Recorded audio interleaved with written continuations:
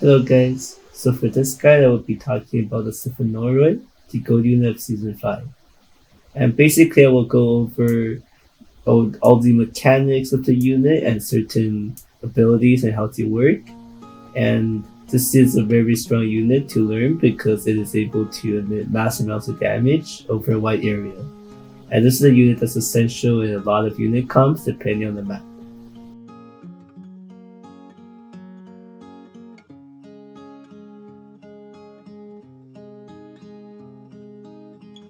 So starting with Doctrines, the Flamer unit has very defined doctrines and what you put on them. There's 3 doctrines that you have to put, which is the Siphonarioi Hellfire Doctrine, which increases flame duration by 2 seconds, that's very important. Siphonarioi Flamethrower Doctrine, the 200 blunt damage with your auto attack, your 1 is quite helpful. It increases your DPS by quite a bit. The Breakthrough Doctrine is very strong as well.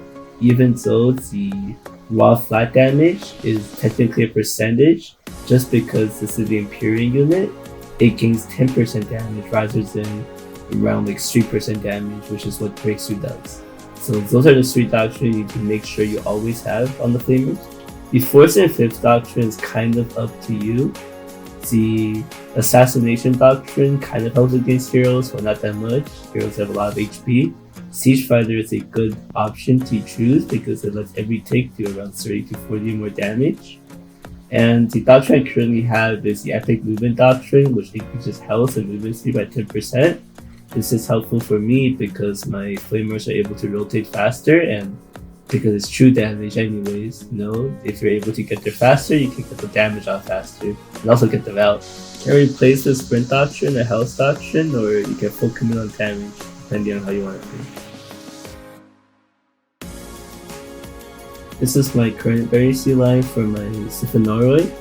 The reason why I run this setup is because my Flamers are able to have the substantially increased fire rate, and I will explain why that is very important later on, and also get the mills in the bottom that increases the hellfire on the ground, which is very powerful with the 2, and I will explain that later as well. And this is basically a comp I've been using for around like 2 seasons now. It is very strong. This floating comp is more of a CC comp that revolves around the Flamer's rotation speed and being able to burn the ground for as long as possible. This is a lot less in terms of DPS, but your Flamers have a lot of raw damage when you leave them, and also when you apply fire to the ground, you CC the longest. Reason why I avoid the last nodes of both lines is the bottom line defense of Flamers, what the heck, and top line the damage isn't as much as the units. The Flamethrowers have a very weird attack animation type. Basically, they're capped at around 3 to 4 targets, but their attacks can go through if whatever they're hitting is already staggered. So you kind of shoot behind it, which is why attacks like the Firestorm are able to attack everything at once almost. That is because the unit is able to attack through whatever units are staggered. And this is why you want the fire rate with the top line, because it allows you to reach all units at the back and apply the burn to them. So here I'll be talking about the unit's ability auto attack. So this is a very weird interaction per se, because you would think that with this unit you can XV them or do something to increase your fire rate, but their fire rate is always going to be the exact same. It's always going to be 2 seconds, and realistically, if you try to move your unit, like they're going to start trying to turn and stuff, you're actually going to lower your fire rate. So if you want your unit to just sit there and fire at them, you really just sit them there. There's no point in using any modifier to try and increase the attack speed. So this is just to let you know, because I've seen a lot of Flamers try to move them around to get them to fire. Flamers auto attacks have a very small AoE that can hit everything, so there's no hit cap, which is why Flamers, you don't want to stack too tightly against them. Flamers auto attacks can be blocked, however it applies the armor pierce effect, and this effect can be removed by rolling. However, the armor pierce effect doesn't actually feel as effective as you would think, because they actually keep their block. So as long as they're able to roll, they can just recover from the block. And this does block some of the damage when you block. Also, it applies the armor pierce effect on yourself and your units. Regarding the point I made a lot earlier about the projectiles going through whatever that's staggered, here's an example where when the shieldmaidens are combusting in the back, as you can see, the flamers are able to apply combustion to more and more targets. This is a little bit hard to see, but that is the case. Flamers without abilities are very easy to die. This is because a lot of attacks without abilities are easy to dodge. So if you see a flamethrower unit that uses one of the two, know that those flamers are very vulnerable to getting killed, because if a hero is able to time their attacks with their movement to avoid the 2-second interval, then you're kind of screwed.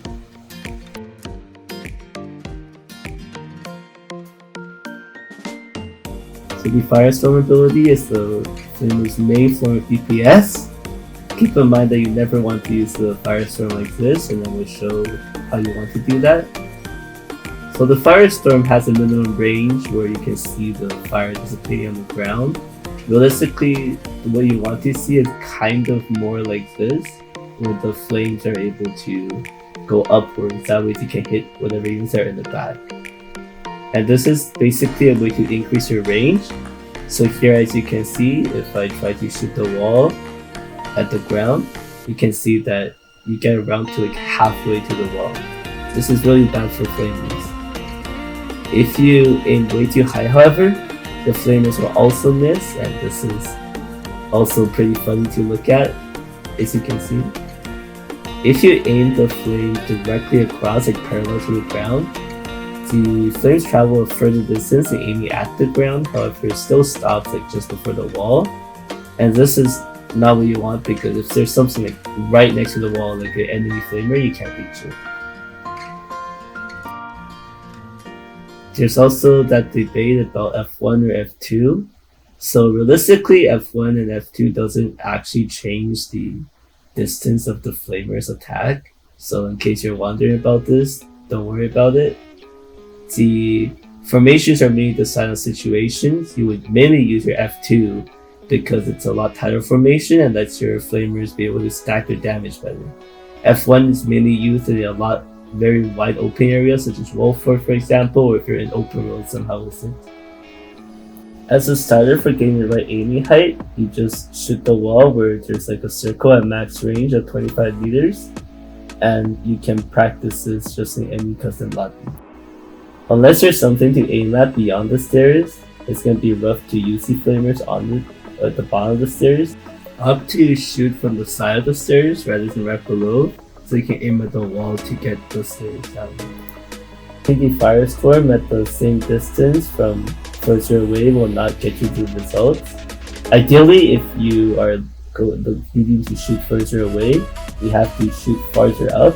That way the fire won't be able to go to the max distance. You shouldn't see the fire on the ground if you aim it high enough. When you're in like the stairway like this, you can kind of shoot up if you've got something to shoot at.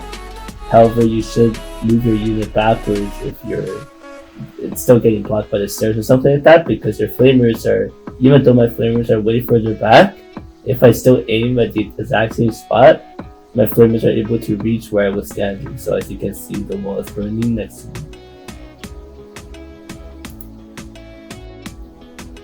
When you're burning down the stairs, realistically, you don't want to aim too far ahead. You want to aim fairly close to the stairs because of the drop. In most cases, the stairs will just go almost straight down when you try to burn it down. If you try to burn off the side of stairs though, stairs always have this tiny ledge that makes it kind of hard to do. So most of the time you're going to get blocked. The only time it goes through is when you have like models that are edging the side of the stairs, which is pretty hard to get in a realistic situation. When your flamers are aiming at the gate, for example, you don't really have to aim way too high.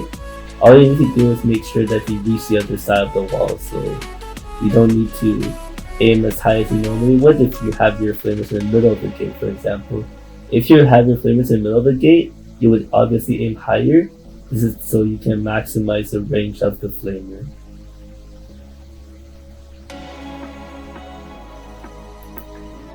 When your flamers are on a high wall, for example, that doesn't have a ledge, you can actually shoot down if there's no nip in the wall.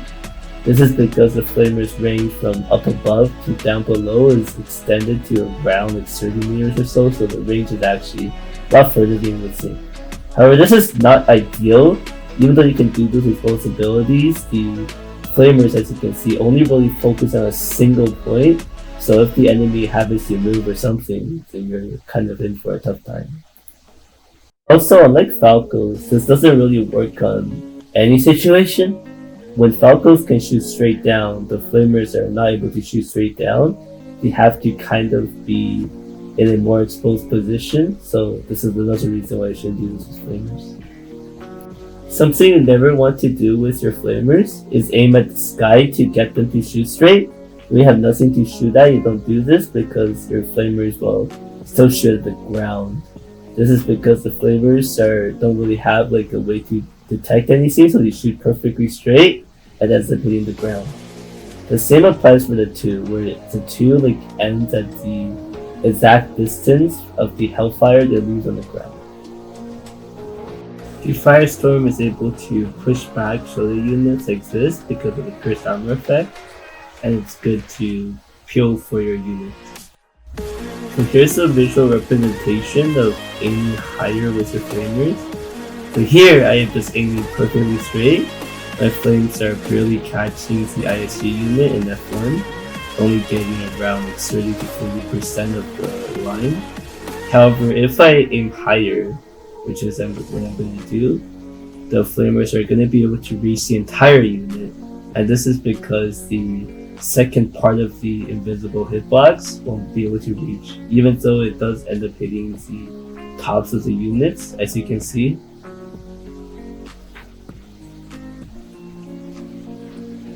Here's another example with the mirror balloons.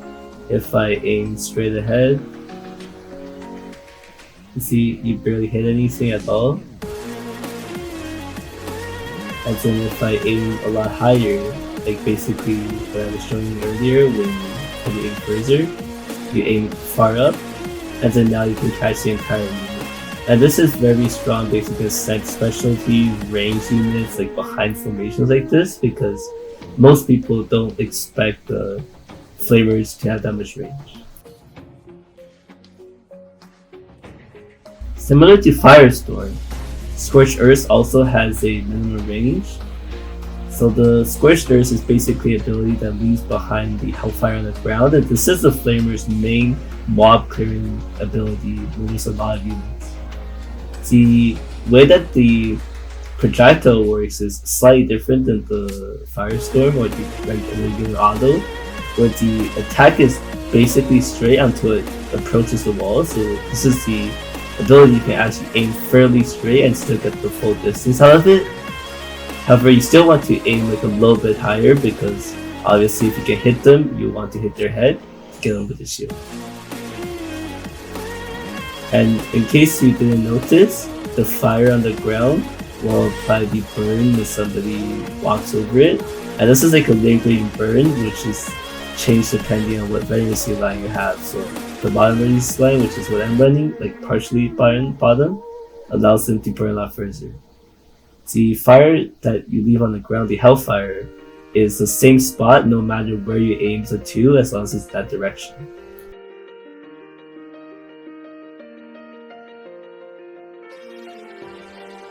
The hellfire on the ground is able to hit whatever that walks over it without a hit count. However, the AoE is fairly small, which is why you always need at least like 4 models of the flamer for it to be really strong, because you want to cover a big area. So here I only caught like the 2 sides of the shieldmaiden unit, but I did catch all the models of the 2 sides. So here's the reason why I run my mixed line. So as you can see, if you tag anything with the Scorched Earth, it will apply Combustion, which is where they try to put themselves out. And this is very strong against shielded units, because When you have Combustion or any brawler units as well, you aren't able to attack your enemies. So here I'm basically going to be discussing the Combustion effect. So the flamethrowers apply Combustion, and this is the same for anything that applies fire, but the Combustion applies every 5 seconds. So when you see the 4 ticks happen, the 5th tick will always apply Combustion, which is bonus fire damage. And the Combustion basically allows the units to not be able to attack during this. The amount of fire that they are receiving from the flamers doesn't impact the fire tick. So as you can see, even though I have almost the whole unit attacking at once, the amount of fire that's actually ticking is the exact same as the speed that the Combustion is being applied. This is same for Firestorm. The fire will do the damage, as you can see, however it does not really apply the burn any faster. It just applies once every second. And this is also the reason why you want to use the substantially increased fire rate, because this allows you to penetrate more targets, apply more burn. Because the fire, like the amount of times you're hitting a single target doesn't actually increase your fire damage. The flamethrower CC is very strong with the Combustion. It basically is able to stop most forms of cap charges. The only thing it doesn't stop is like gymnastics or resist immunity. When it comes to the flamers standing idle, they actually have a slight knockdown attack. As you can see, none of those do knock down if you exit them place. I can't tell if this is a bug or a feature, but this is sometimes useful if you have like a single string model or enemy unit coming to your flamers. You can kind of exit in place really quickly to knock them down and get your flamers to shoot them after and deal with it yourself. But just random thing that may or may not be useful. So something that I was talking about earlier is that them stopping you from attacking, and this is an extreme case where VGs are CC immune. However, as you can see, when they're combusting, even though they're CC immune, they're unable to attack.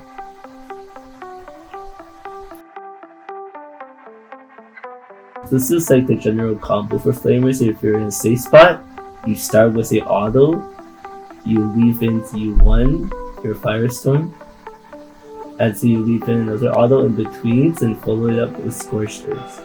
And so by the time that the Scorched Earth is like ticking and you get it on your auto off, the Firestorm will be back for you to use again. You use this combo, or you just simply use a 2-2-1 to nuke anything in front of you. It's dependent on your situation.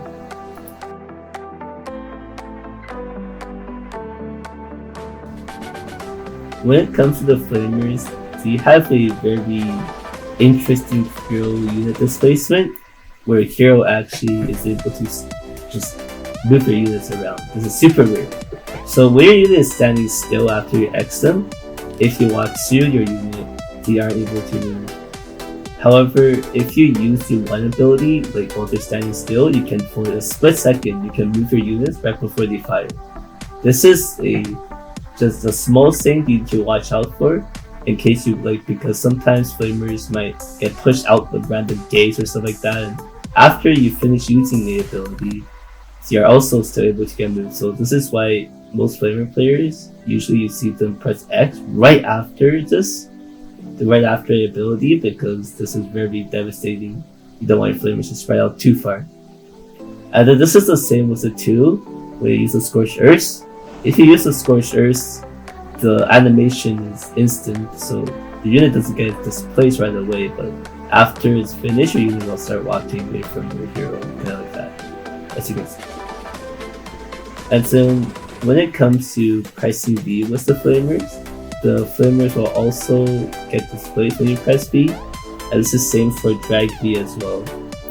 So with the flamers, try to use X as much as you can, otherwise your units will get displaced. And even when you're pressing X, on the way to the location, the unit gets kind of interrupted by your hero as well. So gotta be careful. You want to be near your flamers, but not too close.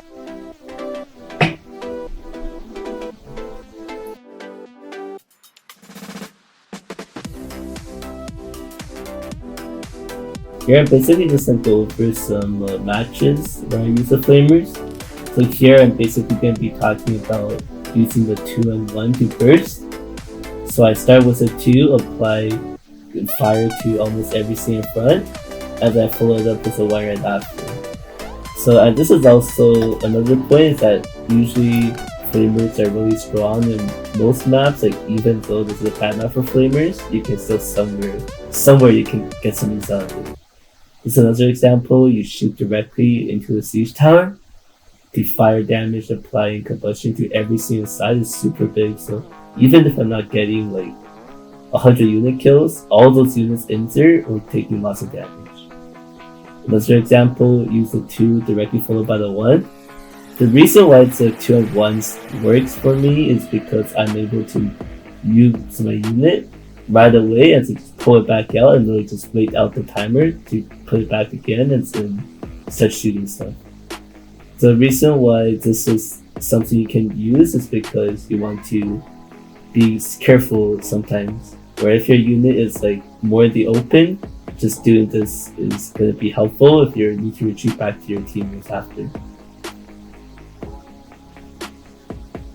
This is also the most effective combo if you're dealing with a big block. So if there's like 200 units in front of you, get that 2 off as soon as you can, but that fire damage is ticking. Here's an example. I am burning a lot of units. Even if I'm not getting all these unit kills, the fire damage is still super huge.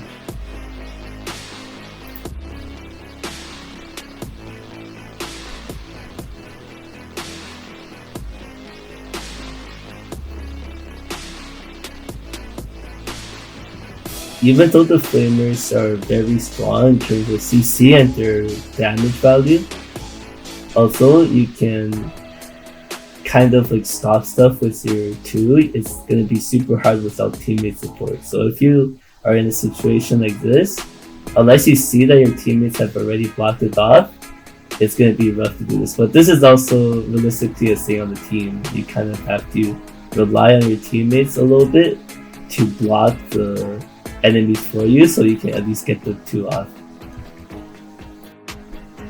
When it comes to tethering, this is kind of just like, to be honest, it's not that much different. All it really is that I basically get some damage off and just pull back my unit. You want to bait the enemies into thinking that your flamers are moving or your flamers are staying in the same direction, so they die for your flamers and don't find it. So you just burn them a little bit, you do some damage, you use your abilities, and you just back off. You don't use the ammo for your V sometimes if it's an extended fight, because the V does a lot less damage than your Firestorm or the Scorched Earth. So you want to keep your ammo for those abilities if your supply is way too far for you to resupply in time. Always look for opportunities to get good damage. So here, like even though my teammate into the Reaper super hard, I'm still able to support it and get some value out of it. I ripped that one flavor.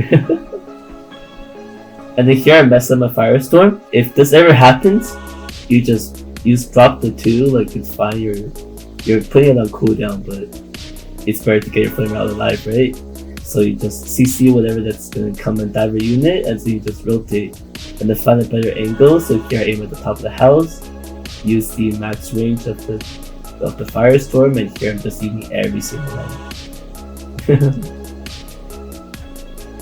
Example, I just use the 1 right away on their IPGs in the corner.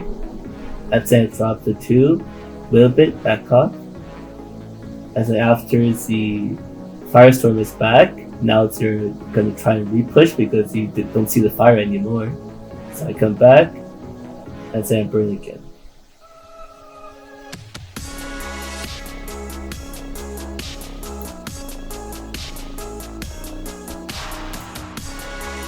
We're using flamers together with the allied flamer.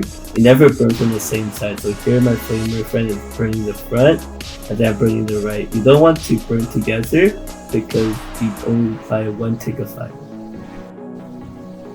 When I am using the flamers, always try to abuse that max range as much as you can. So here, for example, I am just chilling with my flamers. I see some random police try to run away. I just say no, I'm gonna hit you. And then here's another example. I just aim really far and then I'm able to shoot the enemy stalwarts while still being in a very safe spot for my flamers. Always try to not have your flamers directly in front of the enemy range units, because range units is the most biggest counter for flamers because it's so easy to kill. And here I'm able to shoot my flames and actually hit the Shenjis and the Falco at the very back. Okay, screw Vassals, screw Nomcons, screw Shenjis. Coconuts is the most scary unit for the flamethrowers because it can literally just one-shot it.